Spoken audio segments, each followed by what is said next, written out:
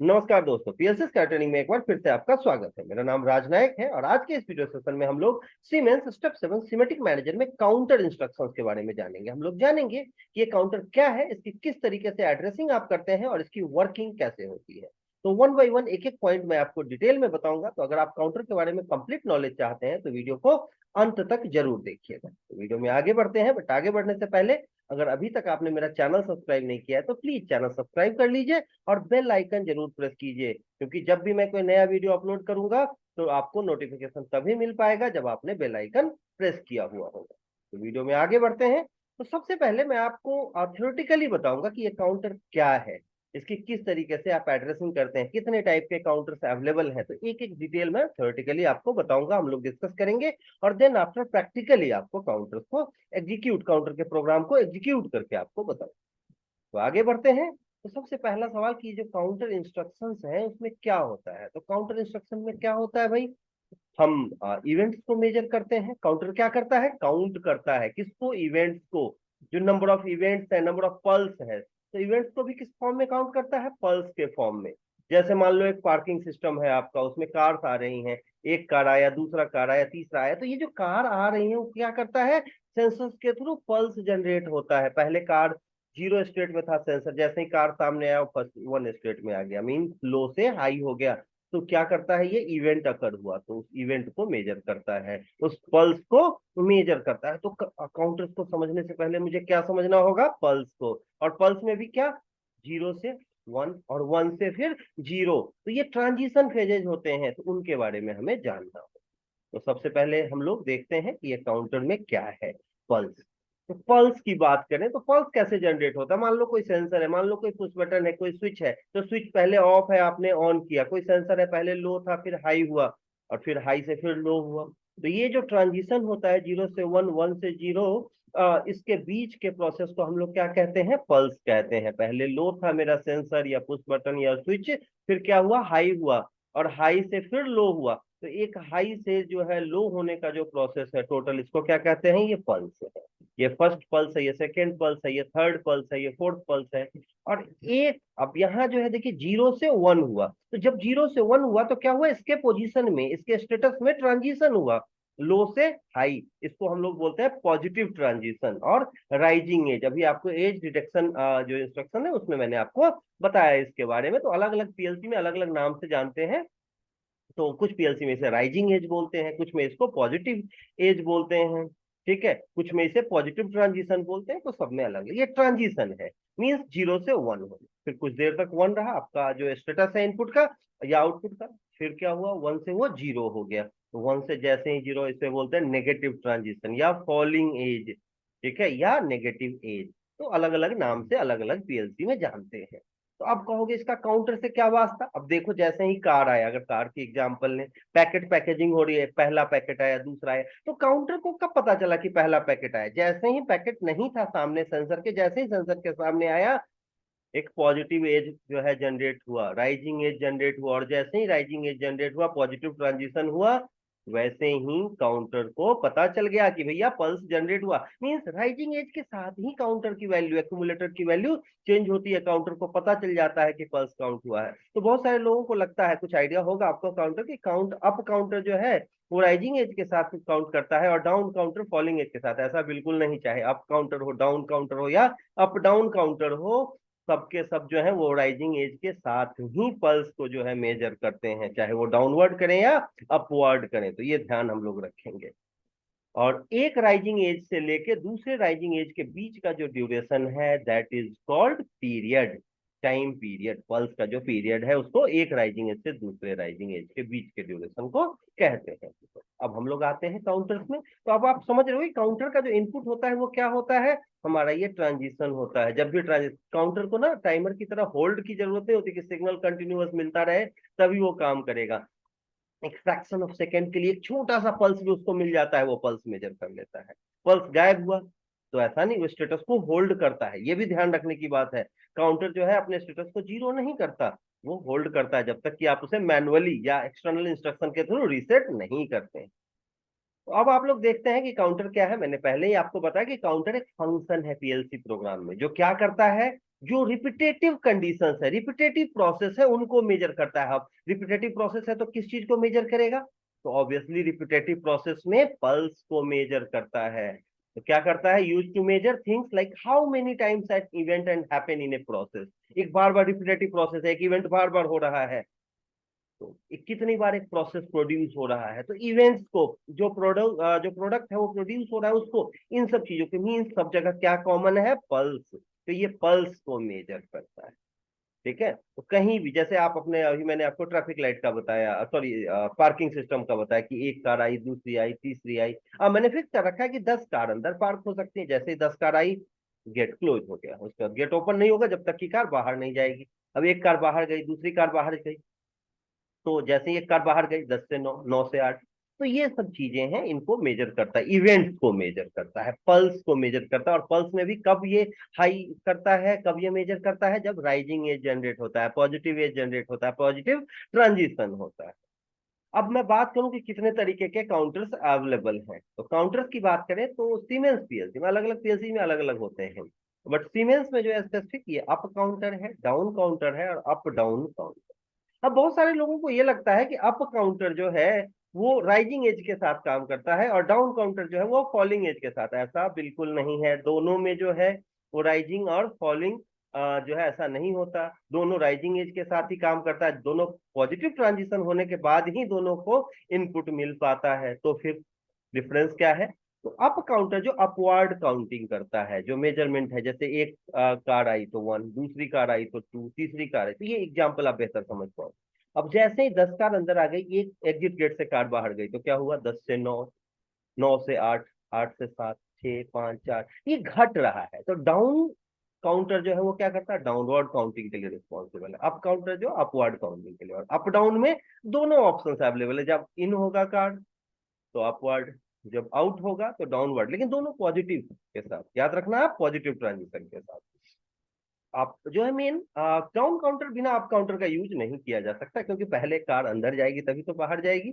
सीखने के point of view से आप कर सकते हो, बट प्रैक्टिकली जो है दोनों साथ में होना जरूरी है। इसलिए परफेक्ट काउंटर की बात करें तो अप डाउन काउंटर जो है वो परफेक्ट काउंटर है, इसका यूज बहुत आसानी से आप कर सकते हैं। बट ज्यादातर जो है आपका अप काउंटर या अप डाउन काउंटर ही यूज होता है इंडस्ट्रियल लेवल। अब मैं काउंटर की बात करूं तो ये किस तरीके का, इस तरीके से आपके अलग अलग काउंटर हो, अप काउंटर हो, डाउन काउंटर हो, या कोई भी काउंटर हो, उसमें यही इंस्ट्रक्शंस होते हैं। इसमें टोटली 4 इनपुट होते हैं। पहला है सीयू, काउंटर इनपुट कहते हैं। ठीक है, काउंटर को जो इनपुट दूंगा, जो राइजिंग एज इसे मिलेगा, जो पॉजिटिव ट्रांजिशन मिलेगा, वो सेंसर कनेक्टेड होगा सीयू के साथ, वो इनपुट के साथ। ठीक है, ये सेट वैल्यू, इससे रिलेटेड इनपुट जैसे ही हाई होता है, काउंटर अपने प्रीसेट वैल्यू को रीच कर जाता है सीधा। मान लो प्रीसेट आपने 10 रख रखा है, तो जैसे ही ये इनपुट हाई हुआ, डायरेक्टली काउंटर 10 पे आ गया। ठीक है, आप चाहते हो कि बिना काउंट किए हुए ही दिखे, सिर्फ दिखे कि भाई अंदर पार्किंग फुल है, तो आप क्या करोगे? सेट को ऑन कर दोगे। अगला है प्रीसेट वैल्यू, जितने नंबर ऑफ काउंटर्स, आपको सेट पॉइंट है ये काउंटर का। मैंने कहा 10 कार पार्क करना है, 1000 पैकेट पैक करना है, तो ये जो 10 है, 1000 है, ये क्या है? हमारा सेट पॉइंट है काउंटर का, प्री सेट वैल्यू है।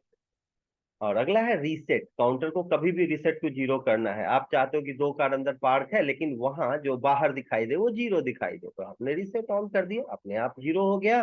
ठीक है, तो ये जो चीज है एक्यूमुलेटर की वैल्यू को जीरो कर देता है कभी भी।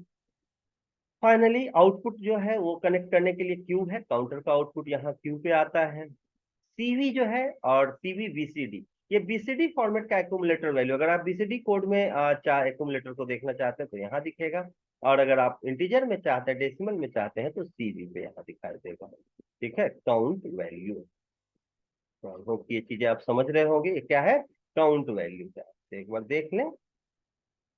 और काउंटर की एड्रेसिंग जो होती है, जैसे टाइमर का आप लेते थे C0, C1, C2, C3, C4, इस तरीके से, और अप टू C255, अलग अलग मैन्युफैक्चरर्स अलग अलग काउंटर नंबर अलाउड करते हैं। सीमेंस में जो है आपका स्टेप 7 सिमेटिक मैनेजर में जो है वो आपका C0 to C255, total 256 counters available है। तो ये काउंटर की यहाँ पे जो लिखा होगा कि कौन से टाइप का काउंटर है, CU, CD, इस तरीके से। तो आई होप ये एड्रेसिंग वगैरह आपको समझ में आ गया हो। अब हम लोग देखते हैं प्रैक्टिकली कि इसको कैसे एग्जीक्यूट कर सकते हो। क्योंकि थ्योरेटिकली ज्यादा चीजें समझ में आती नहीं, हमें प्रैक्टिकली ही चीजें समझ में आती है। तो हम लोग चेक करते हैं।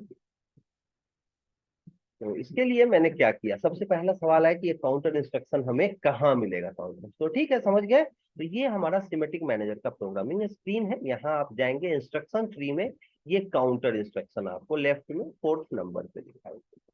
ठीक है, तो ये काउंटर इंस्ट्रक्शन है, इसमें आप देखेंगे 3 काउंटर्स अवेलेबल है। ये आपका काउंट अप डाउन, ठीक है, assign parameters and count up down.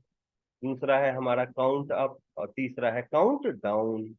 ये 3 ब्लॉक्स हैं, और सेम टाइमर की तरह ही इसमें 3 आपके क्वाइल्स हैं, same count up count down और काउंट अप डाउन के लिए। तो हम इन सबको यूज करेंगे वन बाय वन।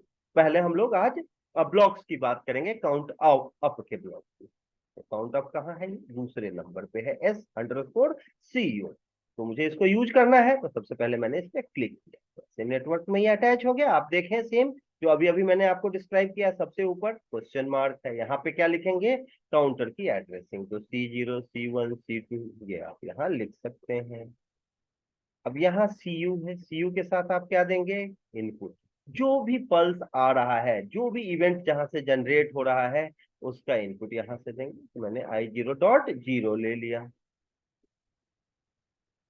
ठीक है, अब ये सेट है। सेट क्या है, मैंने बताया, जैसे ये इनपुट है, यहाँ पे आप क्या ले सकते हैं, अगर आप कभी भूल जाओ कि क्या इंस्ट्रक्शन ले सकते हैं, तो आप कर्सर को ले जाओगे तो यहाँ लिख के आ जाएगा, यहाँ क्या डिस्क्रीट इनपुट ले सकते हैं, बुल एंड डेटा ले सकते हैं कोई भी। तो जैसे ये इनपुट हाई होगा, क्या करेगा, काउंटर के एक्यूमुलेटर की वैल्यू जो प्रीसेट है उस पर पहुंचा देगा, मीन्स एक्यूमुलेटर को मूव करा देगा, सेट कर देगा, किसको, प्रीसेट। तो यहाँ जो है मैंने ले लिया सेट I0.1। इसको और प्रैक्टिकली मैं आपको दिखाऊंगा कि कैसे काम करता है ये। प्रीसेट लेने का तरीका सेम है। ठीक है, प्रीसेट क्या है हमारा, SCS,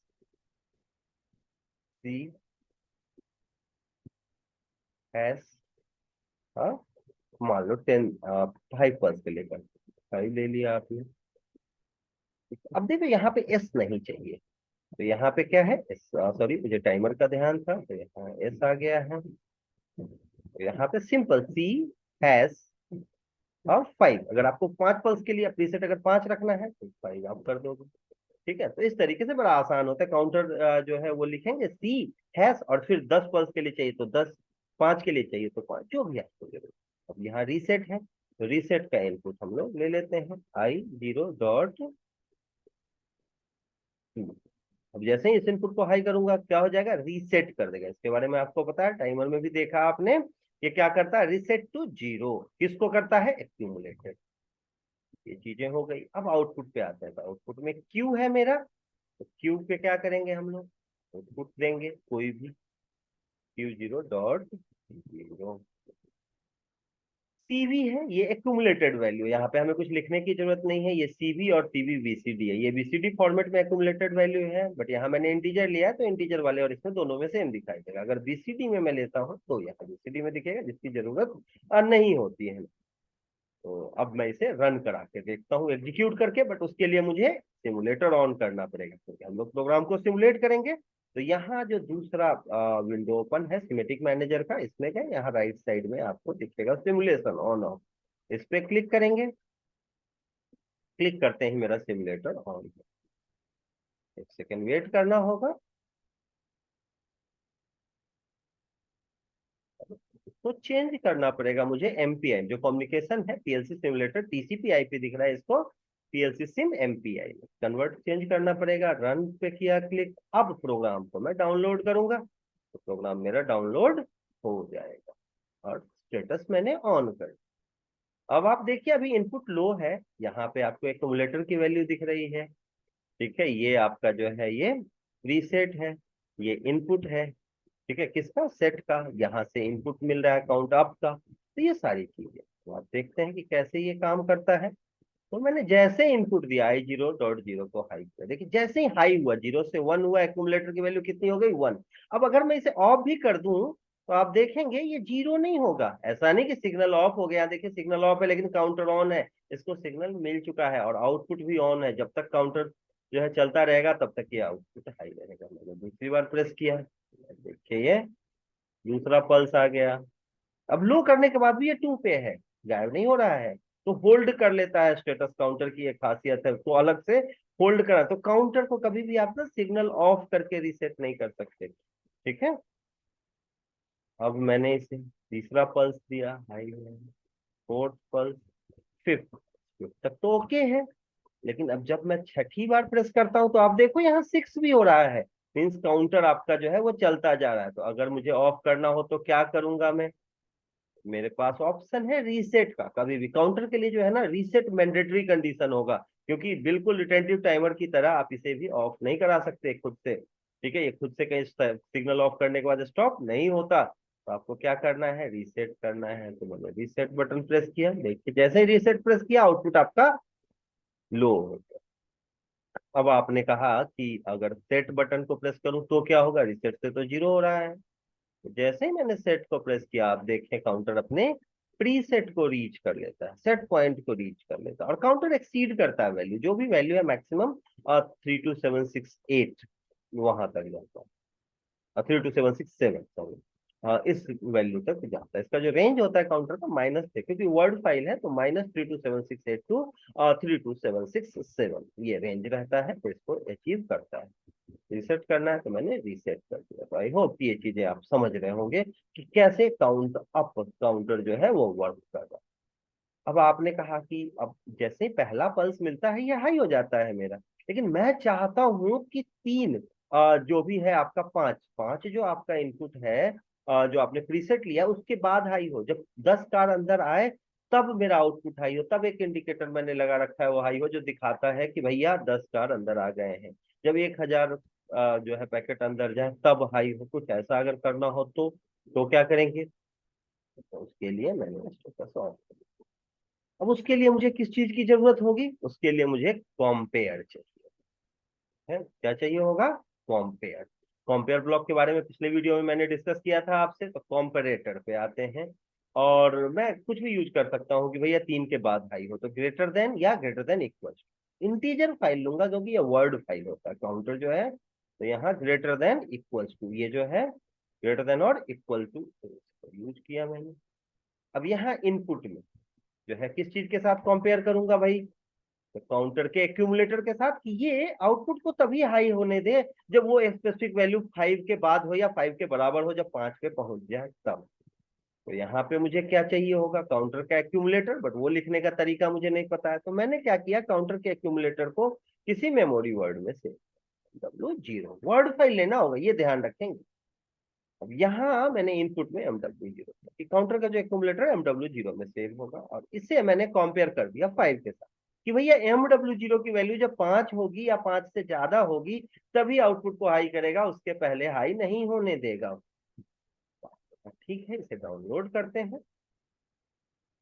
और स्टेटस को ऑन करके चेक करते हैं कि प्रोग्राम कैसे एग्जीक्यूट हो रहा है। अब आप देखें आपका काउंटर ऑन है, क्योंकि यहाँ इसकी वैल्यू 1 है ऑलरेडी। पहले मैं रिसेट करा देता हूँ काउंटर को, देखिए 0 हो गया। अब मैंने इसे सिग्नल दिया, देखिए काउंटर ऑन हो गया, लेकिन आउटपुट को सिग्नल हाई नहीं करने दे रहा, आउटपुट तक सिग्नल नहीं जाने दे रहा, क्योंकि कंपेयर ब्लॉक हाई नहीं है। और ये कब हाई होगा, जब MW0 की वैल्यू 5 हो जाएगी। आप यहाँ देख सकते हैं, दूसरा पल्स दिया, तीसरा, चौथा। अब जैसे ही ये 5 पे पहुंचा, आप देखें आउटपुट को हाई कर देगा, 5 के आगे भी हाई रहेगा। तो आप रिस्ट्रिक्ट कर सकते हैं इस तरीके से कि भाई इसके पहले हाई ना हो। ठीक है, आप देख रहे हैं ये 5 के बाद ही हाई हो रहा है। तो आप समझ रहे होंगे कि किस तरीके से ये काम करता है। अब अगर मुझे रिसेट करना है तो मैंने रिसेट पे प्रेस कर दिया। अब अगर आप ये चाहते हैं कि आउटपुट यहाँ ना हो, यदि आउटपुट यहाँ ना हो, मैं नेक्स्ट रंग में इसका यूज करूं तो वो कैसे पॉसिबल है, तो उसके लिए मैंने दूसरा नेटवर्क ले लिया। अगले नेटवर्क में मैं काउंटर को यूज करूंगा, तो उसके लिए किसी भी एनओ के ऊपर आप काउंटर की एड्रेसिंग रख सकते हैं। 0 लिख दिया, और इसके साथ आउट मीन्स अगर आप चाहते हैं कि काउंटर का आउटपुट काउंटर के साथ यूज ना हो, किसी और प्रोग्राम में कहीं और मैं उसके स्टेटस को यूज करूं, तो भी आप कर सकते हैं। Q0 डॉट कि आप ये समझ रहे होंगे कि आप कहीं भी आप इस्तेमाल कर ले, प्रोग्राम में कोई एरर नहीं आता है। ठीक है, यहाँ मेमोरी वर्ड भी लिख सकते हैं, या अगर आप चाहें तो सिंपल आप इसको डिलीट भी कर सकते हैं। डाउनलोड किया,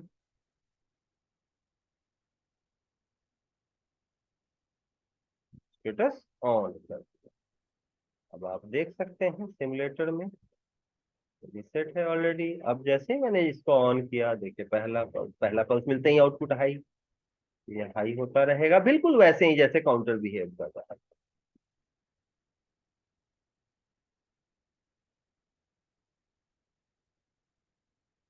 यहाँ भी मैं कंपेयर ब्लॉक चाहूँ तो यूज कर सकता हूँ। और वो कैसे, कंपेयर ब्लॉक लगाना हो तो यहाँ पे कॉम्पिटिटर पे गए, लगा दिया मैंने कि MW0 जो है वो 5 से ज्यादा हो तो मेरा आउटपुट हाई हो जाए। हम इसे डाउनलोड करें, आप देखेंगे कि अब तभी हाई होगा आउटपुट जब 5 से ज्यादा हो जाए।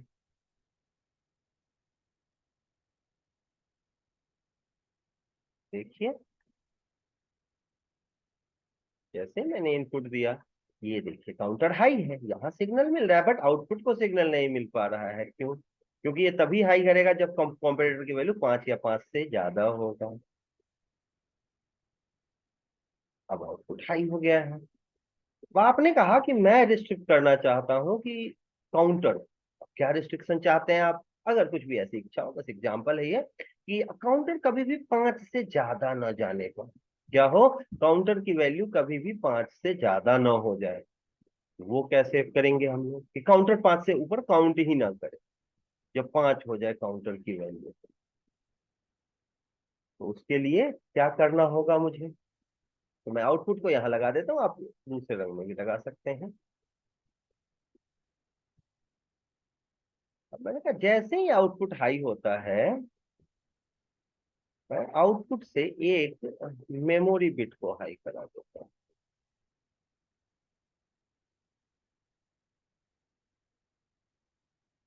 एक मेमोरी बिट हाई हो जाएगा, मेमोरी स्टेटस हाई हो जाएगा, M0.0।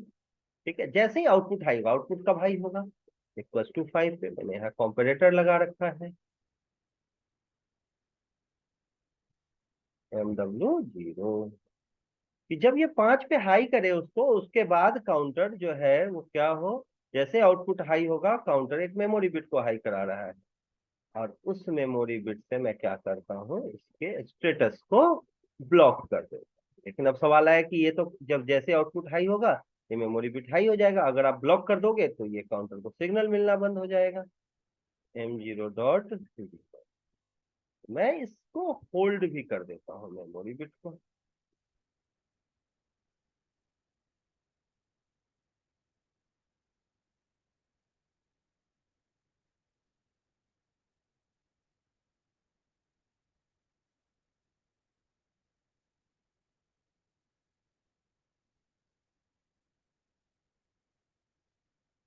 तो आप रिस्ट्रिक्ट कर सकते हैं किसी स्पेसिफिक वैल्यू पे, जो भी काउंटर का प्रीसेट है उस पे, इस तरीके से कि जैसे ही आउटपुट हाई हो मेमोरी बिट हाई हो जाएगा और ये इसे ब्रेक कर देगा, ताकि ये जो है क्या हो, रिस्ट्रिक्ट होगा। चेक करते हैं कि =5 के आगे आप कितना भी इनपुट दें आपका काउंटर आगे ही ना बढ़े, तो काउंटर को आप रोक सकते हैं कि ये 5 तक ही चले। तो ये एग्जाम्पल है, वैसे आप अपना दिमाग लगा के और जो है कॉन्सेप्ट के साथ आगे बढ़ सकते हैं। बेसिक कॉन्सेप्ट वही है जो अभी आपको बताया। सिमुलेशन ऑन कर दिया है। अब आप देखें कि जैसे ही मैंने पल्स दिया है, तो देखेंगे जैसे पहला पल्स मिला कुछ नहीं, दूसरा पल्स मिला कुछ नहीं, तीसरा, चौथा, और जैसे पांचवा पल्स मिलेगा देखा आउटपुट हाई हो गया। लेकिन अब अगर मैं पल्स दूंगा, पहले क्या था, एक्सीड कर रहा था वैल्यू, अब एक्सीड नहीं करेगा। तो आप देखिए जैसे मैंने छठी बार प्रेस किया, ये ब्रेक किया, हुए सिग्नल मिलेगा ही नहीं, आगे पास होने ही नहीं देगा जब तक कि मैं फिर से इसे रीसेट ना करूं। तो मैक्सिमम वैल्यू जो है, और सेट क्या करता है ऑलरेडी बताया है, मूव टू प्रीसेट वैल्यू। और सारा काम किसके साथ हो रहा है, राइजिंग एज के साथ, पॉजिटिव ट्रांजिशन के साथ, पॉजिटिव एज के साथ। तो ये कुछ चीजें हैं जो ध्यान रखनी होते हैं। आई होप कि आपको ये सारा चीज समझ में आया हो। फिर भी कोई डाउट हो मन में, कोई कंफ्यूजन हो तो कमेंट सेक्शन ओपन है, कमेंट कर सकते हैं। आप जो है अगर मुझसे मिल के पूछना चाहते हैं, आप मुझसे मिलना चाहते हैं, तो आप मुझे कॉल कर सकते हैं, अपॉइंटमेंट लेके कभी भी मिल सकते हैं। कोई जानकारी चाहिए तो आप मुझे कॉल और व्हाट्सएप भी कर सकते हैं। कॉल पे भी मैं आपकी अप्रोप्रिएट हेल्प कर देता हूँ। कुछ भी आपको सॉफ्टवेयर इंस्टॉलेशन या वर्किंग से रिलेटेड या किसी इंस्ट्रक्शन से रिलेटेड कोई भी क्वेरी हो, किसी भी सॉफ्टवेयर, पीएलसी, स्कैडा, अगर आप ऑनलाइन ट्रेनिंग ज्वाइन करना चाहते हैं तो ऑनलाइन ट्रेनिंग ज्वाइन कर सकते हैं हमारा। ठीक है, आप उसके लिए जो है मुझे कॉल व्हाट्सएप कर सकते हैं, मैं सारा डिटेल आपको शेयर करता हूँ। काफी मिनिमम चार्जेज होती हैं। तो जो भी है आप मुझे मेल कर सकते हैं raj.inovic@gmail.com। एक अप्रोप्रिएट टीम है जो आपको प्रॉपर ट्रेन करेगी। इस वीडियो के लिए इतना ही, मिलते हैं नेक्स्ट वीडियो में। वीडियो को अंत तक देखने के लिए बहुत बहुत धन्यवाद। अगर वीडियो आपको पसंद आया हो तो इसे लाइक और शेयर जरूर करें। खुद तो जाने ही, अपने दोस्तों को भी बताएं कि भाई किस तरीके से आप फ्री ऑफ कॉस्ट S7 300 400 की प्रोग्रामिंग और सिमेटिक मैनेजर। मिलते हैं जल्द ही न्यू और इंटरेस्टिंग टॉपिक के साथ। तब तक के लिए थैंक यू वेरी